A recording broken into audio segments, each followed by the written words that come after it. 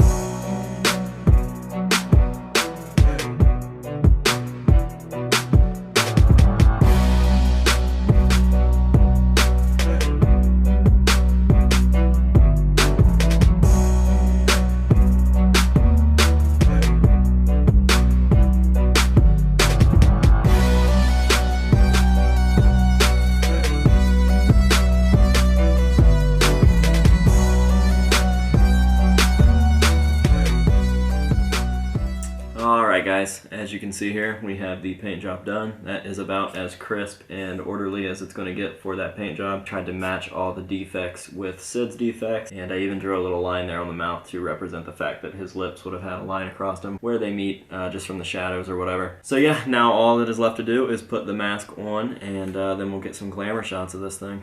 Alright, so there she is, all finished. I am quite happy with the result. Once again, I think that this just makes the mask look that much cooler, especially if it's going to be displayed with a couple other pieces that have face paint underneath them. And I do plan on continuing to knock these out as we go. I think the next one up is probably going to be a British civilian duty. I'll probably do the Kerrang Awards where he had the red face paint with like the black lips and stuff underneath it. And I'm not sure when that's going to be, but that'll probably be the next one that I do. And I'm going to work on tracking down an S10 to take the filter out of, because I believe that is what is in this photo, and I would really like to get around to doing that face paint as well. So I hope that you guys enjoyed this real quick time lapse. If you guys would like to see more, let me know down below. I definitely plan on doing more, so that is that. I'm going to end this with some hero shots, and we'll see you guys later.